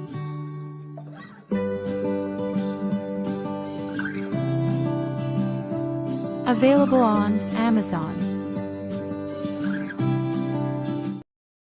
So get your copy right now. It's available on Amazon and wherever your books Yeah. are sold. Just to say, it's Just available go. in bookshops in St. Vincent. Yes. You can go to Jazzy's up at the cruise ship berth. You can go to Giggles at AIA, Aga International. You can go to Corey City Store in Kingston. You can go to Games Bookshop in Kingston. And you can also go to Corey's in Annesville. It's all there. The book are available there. Please Okay. buy a copy. Please share with others. And please encourage others to buy a copy. Thank you in advance. Mm. Yes. All right. Now, Richard. So Morris Bishop got into power in 1979 in March, Yes. and he was there up until 1984. You said 1983, October 1983. 83. All right. Now, during that time, was there discontent brewing within the ranks of his party? Did people become disenchanted with his leadership style? What was the attitude and the mood of the people around him? Well, as you know, CN, in no government, I don't know any government in the world where everybody in the country is satisfied with what you do for Right. whatever reason. I think you know that very, very Right. well. Right. Okay. So, of course, there were those who were critical of Morris and so on. But that was not the problem. The problem was there was a man called Bernard Cord, right? And Bernard Cord felt that he should be the prime minister of the country. Okay. Why? Well, they said that he was the economist and leading strategist, economically speaking. And because of that, you understand he should be prime minister. That is not what Grenada wanted. That is not what the people of Grenada wanted. You understand? The people of Grenada wanted Morris Bishop. And that is what really caused his death in a sense, you know. The people of Grenada wanted Morris Bishop to be prime minister. They didn't want any Bernard Cord. And Bernard Cord formed a separate internal group, and they were hardline Marxists. Nothing is wrong with being hardline Marxists. Something is wrong with wanting power, which does not belong to you, which the people don't want to give to you. And so he became a power-hungry man. You understand? That he must become prime minister. The people of the country said, no, we want Morris Bishop, you understand, to be prime minister. Now, Morris was coming back from mission, and he passed through Cuba, you understand? and spoke to Fidel. And he said to Fidel, Fidel said this, Fidel told the public about this. He said to Fidel, look, there are some problems, but we will sort them out. When Morris arrived home, Don Rojas, who was Morris' press secretary, and you know what is a press secretary because you have for plenty years. So me have to tell you what that be. Because you know what that be. So me have to tell you. Right? Don Rojas, who was Morris's press secretary, you understand, will confirm all of this. I could give you and I could tell the people who are interested of programs that you can look at on the internet today. Now, you understand? Where all of these people, there's something called um, The Open Grave, The Life of Comrade Bishop. You understand? It's a 6-part series. You can look at it. It just came out about a year ago. You can look at it. The Open Grave, The Life of Comrade Bishop. Right? What happened to this man? And so, and there are lawyers in St. Vincent, you know, who defended this murder, you know, and who justified the murder of Morris Bishop. You understand? Who justified the murder of Morris Bishop, you know. There are lawyers in St. Vincent who did this. But there's another issue. There are lawyers or there is a particular lawyer. But anyhow, go ahead. I will leave it this for now, eh? Okay. I will leave this for now. Anyway, this is what happened. Morris went home, and this Bernard Code ordered that Morris Bishop be placed under house arrest. You understand what I'm saying? They placed Morris Bishop under house arrest. The people of Grenada said, no, these are the people's word in Grenada. No Morris, no revolution. Nobody called Morris Prime Minister, Bishop, or nothing so. Everybody in Grenada called Morris. You understand what I'm saying? That is what they call him, you know. Right. Morris, they didn't call him Prime Minister, Bishop, or nothing so. You understand? Or lawyer, Bishop, or nothing so. They called him Morris. And I say, no Morris, no revolution. And the people went up and freed Morris. And they went to Fort Rupert. I think it's Fort Rupert. Fort was called after his father. You understand? Bernard Code ordered that the army go up there. You understand? And arrest Morris. And if he resists arrest, to murder him. And so they lined up Morris, Jackie Kreff, Unison Whitman, and a bunch of others, and murdered them in cold blood. That is what Bernard Code did. Murdered Morris Bishop on the 19th of October. And I told you, Cian Marshall, I said, Cian, do me a favor. I want to come and us to discuss this thing and let the people understand. So you have lawyers in St. Vincent running around and telling people how great they are and how whatever they are. You understand? Those lawyers justified the murder of Morris Bishop by a murderer named Bernard Code. But history, you know, when history is told, and I told those lawyers that, you know, I say when history is told, Morris, justice will be done. The airport is called Morris Bishop International. The only thing I did not do when Bernard Code ordered the murder of Morris Bishop is to cry. That's the only thing that I didn't do. I didn't cry. Because I knew history would one day, as Fidel once said, history shall absolve me. In other words, it's not that history would pardon me. No. History would prove that I was innocent. You understand? That is what it actually means. History will prove that I was innocent of all that you have accused me of. And history has proven Morris. History have absolved Morris. Bernard Code, and he said, look, there's a program. I said to you that people could look these things up. You don't have to believe me. They could look it up. There's something called the General Speaks. You understand? That's what it is called, the General Speak. Where they interviewed General Hudson Austin. You understand? Who was the general of the army. And he said, all I know is that they tell me that Morris has been murdered and so on. He, General Hudson Austin, was the man who went on radio and said, there is a nationwide curfew. Anybody who step out of their house will be shot on sight. That is what General Hudson Austin said, a man who grew up with Morris, who ate in Morris's house. I heard him repent before he died of his sins that he committed against Morris Bishop. But he was not the one who gave the order. He said it. He didn't say it in those exact words, but he said it. It was Bernard Code who ordered the murder of Morris Bishop. And lawyers in St. Vincent defended that. And then you want me to vote you?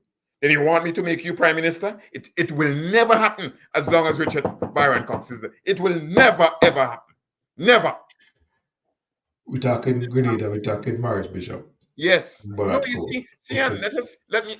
let us understand something, you know. Mm-hmm. Justice requires truth. You understand? In the absence of truth, justice will run out of gas. Never forget that. I know book now. This is Richard Byron Cox talking. In the absence of truth, justice will run out of gas. You hear me? And in the absence of justice, peace will run out of gas. Those are not things I learned in the book now. Life has taught me that. Mm. In the absence of truth, justice will run out of gas. What then happened to what then happened to Code? Was it then able to consolidate power following the murder of Morris Bishop? What then happened? Well, and this is where it becomes interesting. Ronald Reagan then sent in the American troops. You understand? And got rid of all of them, locked them up, all of them. And they were sentenced to death, all of them. And all of them should have died. But thanks to lawyers in St. Vincent and others, you understand what I'm saying? They lived. Code finally died of cancer. They released him before he died. Compassionate, you understand? Mercy, mercy that he never showed to Morris. Mercy that he never showed to God knows how much Grenadians that is shot and killed. You understand? Mercy that he never showed to Jacqueline Creff. And yet those lawyers want to tell you things. Don't be fooled, Sian. No history. Don't be fooled. He was given that mercy. The mercy. Morris didn't need any mercy because Morris did not commit a crime. Morris did not do anything wrong. The people of Grenada loved, you understand, their prime minister. He was a loved man, not just by them, but by us, all of us in the Caribbean. And that is why that airport is called the Morris Bishop International Airport. So Morris, we can consolidate this by saying that Morris led a bloodless coup. Yes. In the attempt of developing Grenada and its people. Yes. And was murdered in a bloody coup. Yes. By someone who offered Grenada nothing. Yeah, absolutely nothing. But not only that, who turned back a revolutionary process, not just in Grenada, but in the entire Caribbean. And that is the consequence. That is what we paid. That's the price we paid. Now listen. As I told you, Morris had begun the revolutionization of industry in Grenada, the revolutionization of education in Grenada, the revolutionization of health in Grenada. You understand? He had built an international airport. Okay? He was taking Grenada someplace. Guess what would have happened now? That would have been an example to the rest of us. Mm-hmm. America, you understand, could not allow that to happen. Mm. America could not allow that to happen. Mm-hmm. That could not be allowed to happen. You understand what I'm saying? That is what happened. That is what happened. What we must appreciate in Ocean, what we must appreciate is this, that even to this day, Grenada hasn't healed because we don't know what happened to Morris's body. You understand? We don't know what they did with him. And the Caribbean has not healed to this day. I have not healed. And I know Kojo Mason has not healed. Kojo, if you're there, just give me a thumbs up and let me know that you're there, Kojo. You understand? I know Kojo hasn't healed. And I know many other people who did not heal from this to this day. You understand? Remember, Morris was murdered in 1983. That is 41 years ago by my mathematics, right? That's 41 years ago. My mathematics ain't the best. So that's 41 years ago. And to this day, we still haven't healed. A man who meant so much, who wanted the best, not just for Grenada, but for all of us in the Caribbean, was murdered in cold blood by those who were power hungry. I suppose it's the same power hungriness these lawyers have in St. Vincent, where they want to crucify Ralph. You understand? Even when the people reject some of them, you understand? They still determine that they must be in power. So you know what we must do? We must murder Ralph. We must kill Ralph. The people elected Ralph. You understand? Granted, the people did not elect Morris, but Morris had no choice but to run a revolution. Do you think that Nelson Mandela had a choice? Do you really think so? No, he had to fight. He had to fight. Do you think the world had a choice when they fought Hitler? Well, if you think so, sir, you're making a mistake. We had no choice. There's a time when you have to fight. The Bible itself says so. There's a time and a season for everything. You understand? There's a time and a season for everything. Morris had to fight, and he fought the good fight. Finally, Richard, if you were to bring it home, we mentioned the comments of Dr. Gonzalez, Yes. but I'd ask directly, how much of Morris do you see in Dr. Gonzalez? Oh, a lot. Let me name them. Could I name them concretely? Sure. If you want. One, the populist leader, the leader who want the people, who are with the people. You know, this Ralph is always with people now. Ralph go out and meet people and talk to people, hug them up, eat food with them. That's one. Two, the intellectual leader. The man who understands, who studies, who reads, you understand what I'm saying? And who informs. Three, the humanist. The man who is really concerned with the well-being of people. Okay? I see that in Dr. Gonzalez. Four, the visionary. We have to build the airport. We have to have the education revolution. You understand what I'm saying? The visionary, who's not just standing for today, but further down the road. I see that in Dr. Gonzalez. Five, the Caribbean man. Dr. Gonzalez is a true Caribbean man. Don't fool yourself about that. He loves not just St. Vincent. Dr. Gonzalez is a Caribbean man. So too was Morris. Then the socialist. Dr. Gonzalez probably don't want me to tell people that he's a socialist, but he is a socialist, just like Morris. Well, the party constitution says, the ULP's constitution says that it's a social democratic party. Exactly. Dr. Gonzalez is a socialist. It's not something that is hidden. You understand? He's a socialist. So ideologically speaking, you understand what I'm saying? Dr. Gonzalez is like Morris. You understand? Is like Morris. And many of the ideas, from education to health revolution and so on, you understand? Dr. Gonzalez share these things and implement them. He himself said it, as you just said, in asking the question. So you could see in real terms the reflection of the ideas, the beliefs, you understand, the practices of Morris Bishop in Dr. Gonzalez. You can see it. All right. Well, Tammy says that she enjoyed the history class this afternoon, and I really too as well. I'm grateful for the insights shared regarding the Grenada Revolution, the work of Morris Bishop, the vision of Morris Bishop, and more than that, the fact that his vision is relevant and at play in St. Vincent and the Grenadines, and even as Dr. Gonzalez himself admitted that he is there to continue the work of Morris Bishop. And I remember when he made those comments, there were some individuals who, at any time, Anissa Batiste was aligned to the NDP, and there was a big issue made of that, which clearly showed the lack of understanding and appreciation for what Morris Bishop has done and who Morris Bishop was. in the not just in the Grenada context, but in the Caribbean context. So I'm really happy for the insight that you shared this afternoon, well, this evening for me anyway, but this afternoon for our listeners in the Eastern Caribbean and even in North America.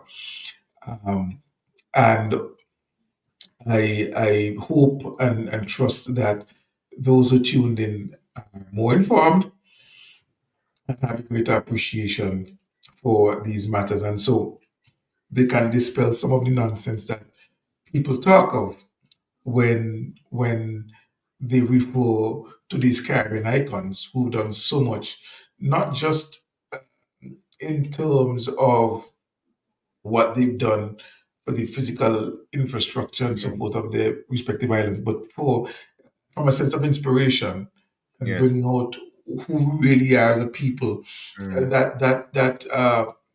that resilience and that willingness to be the field slave to fight, not Yes. just killed over and played. If you allow me, Sian, if I may, if you allow me, what we have to understand is this: that if you listen to Dr. Gonzalez, if you listen to him carefully, if you listen, there's some fundamental tenets, tenets, on which Tenants, yes, on which he operates. One, we ain't better than nobody, but what? nobody better. Nobody is better than us. In other words, you can't claim by right that you have a right to a better life and a better standard of living and a better education than we have. You understand? That's one. Two, Dr. Gonzalez is determined to build what kind of economy? A post what? Colonial. Colonial economy. Dr. Gonzalez is determined to do that. You understand? Break the shackles of colonialism. You understand? Mm-hmm. Break the shackles of colonialism. Dr. Gonzalez is determined, he would not want me to use these words, but I know. He never tell me so, but I know. To hold imperialism and colonialism responsible for what they have done. You understand what I'm saying? Right? Dr. Gonzalez is determined to ensure that independence truly means something to us. And if we have to maneuver so and maneuver so and maneuver so, you understand? We will be independent. Okay? He's very determined about that. All of these things is what Maurice Bishop meant. Not to Grenada, not to the Caribbean, not to the Americas, but to every single oppressed people and nation on the face of this earth. Morris once said this. Morris once said this. Imagine that in Grenada, we have less than 100,000 people. You understand? And we are doing all of these things. America has 20 million black people. If we set an example as black people in Grenada, what do you think the 20 million black people in America will do in America? That is what the CIA and the American government is afraid of. Morris said those words. You hear me? Morris said those words.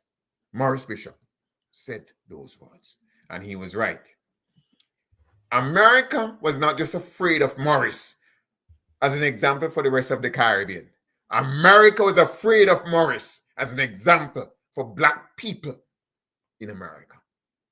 This is what I'm trying to tell you. You call Morris an icon. And I love the word used in describing Morris. I love the word used in describing Morris. But he wasn't an icon only for Grenada. He wasn't an icon only for the Caribbean. He wasn't an icon only for the Americas. He was an icon for all the oppressed peoples of this world. He was truly a great man, a great, very great man. Listening to you, Richard, I see that. I mean, even though you may have differences with some of these individuals, I see that you believe, or you say you don't believe, Morris belongs on the same Mount Rushmore with the Marcus Garveys and the Martin Luther Kings Mo- most definitely. mm, Most definitely. What we have to understand is this. Richard Barron Cox is not speaking out of turn. What do I mean by that? Who named the airport Morris Bishop International? Is it Richard Byron Cox? No. It's Grenadians who do it, you know. Yeah. It's not Richard Byron Cox who do it, you know. So Richard Byron Cox is not speaking out of turn. You understand what I'm saying? Who delivered Morris from house arrest? Was it Richard Byron Cox? No, it wasn't Richard Byron Cox. It was the people of Grenada who took Morris Bishop out of house arrest. It was them, not me. You understand what I'm saying? Not me. No, it wasn't Richard Byron Cox. We must understand these things. I'm not speaking out of turn when I say that Morris is an icon. But guess what? The Grenadians, you understand, determined that October 19th is National Heroes Day. Which day, you understand, did they murder Morris? You hear me? So clearly the You hear people me? of Grenada You hear me? are Richard recognizing the Byron Cox contribution ain't of speaking out of Morris. turn. Yeah. He's Yeah. not speaking out of turn. You understand what I'm saying? Yeah. When I say that Morris Bishop is an icon, and if I did, as your mommy used to say, your mommy, Mrs. Marshall, who's like a mother to me, if I did, and go bring news. How you know? Morris will one How you day. know that's so? How you know that's so?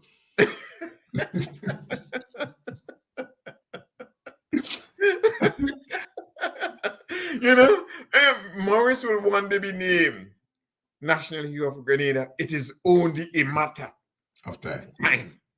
I It is mean, only a matter of time. if the day he was murdered is recognized as National Heroes Day, to me that is already the ultimate recognition of him as a national hero because they're marking the day that he died. Yeah. So even without his name being mentioned officially, he has already been, it's implicit to me Yes. in all of those things that he is. But which was my first question: have they confronted anyone in Grenada? No. Grenada So has not named anyone. chances are Yes. that he will be the first national hero, or I'm will sure be that in the group of the yes, of in this lineup for sure. There's a man called Buzz Uriah Butler. yes. He was a trade unionist in Trinidad and Tobago. He's You actually actually you are Grenadian. about Butler. Yeah, yes, Okay. right. He's actually Grenadian. You understand? So he would be named for sure.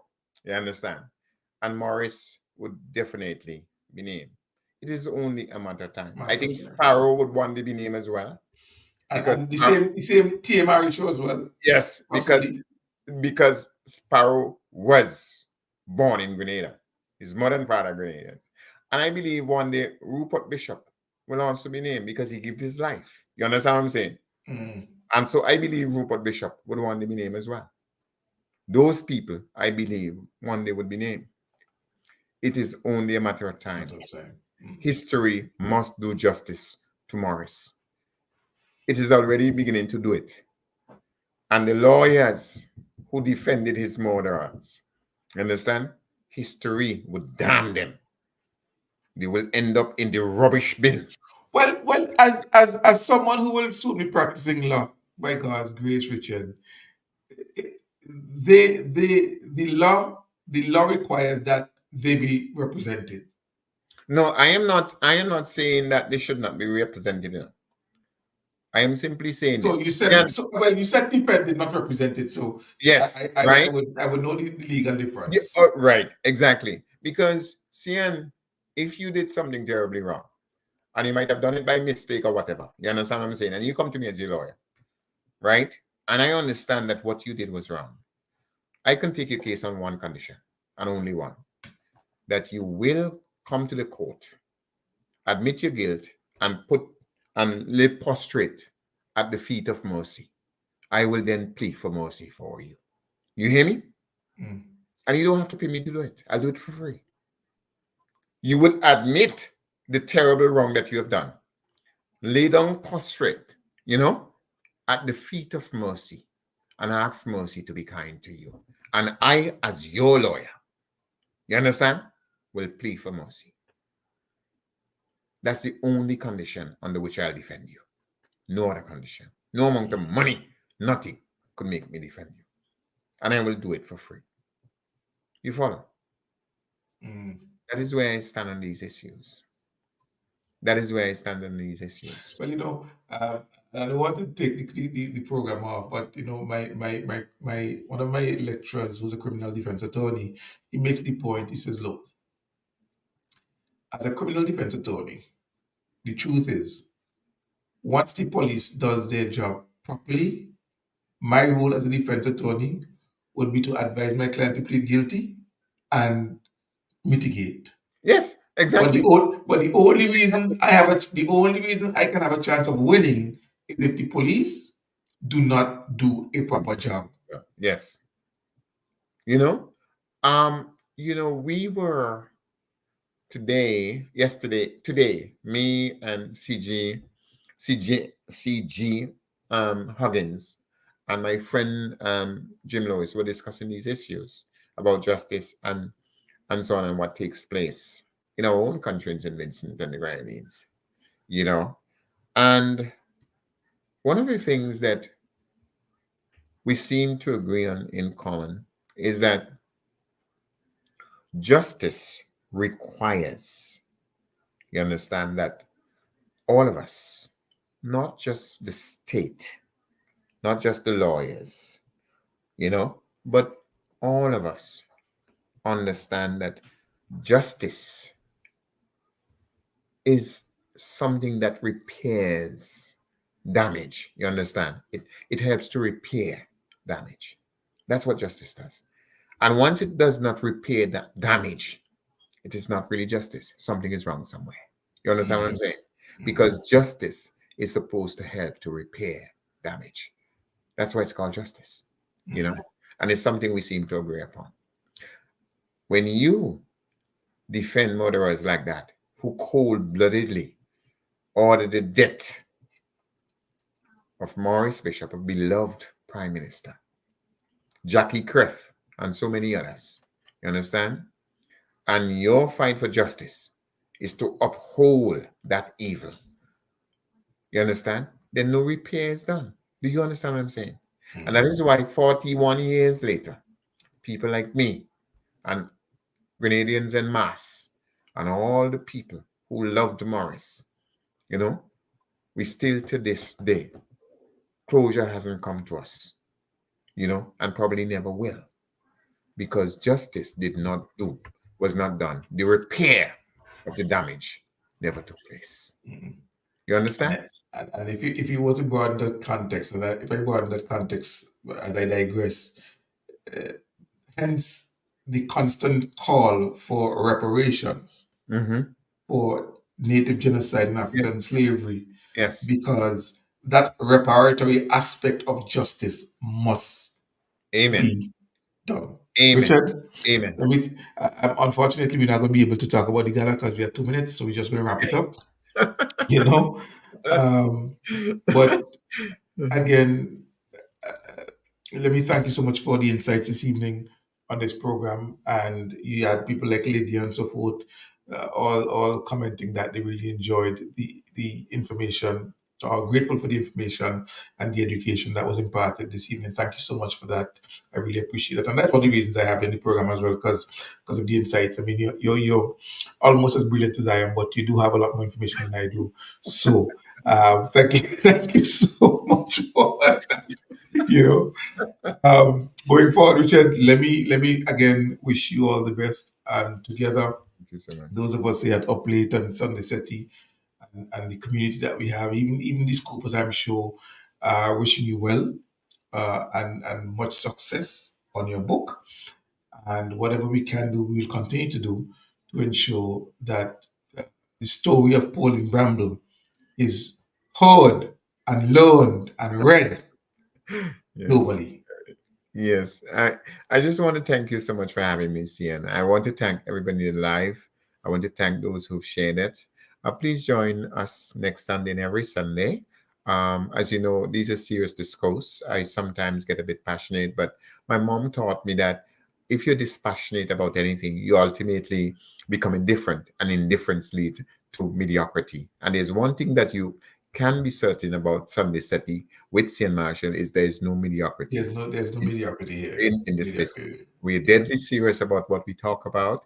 And the other thing I would like to ask of all of you, when you join us, if you might have a question or two sometimes, Yes. we'll be willing to answer it. We want to interact with you. I am actually trying It is to your program. organize It for is it not our to program. It is yours. I'm You know. actually trying to organize to have to be able to take calls, but I'm working on that. All right. So again, until next Sunday, And, my and little man, Sian Kujo says you must send me his number no because problem.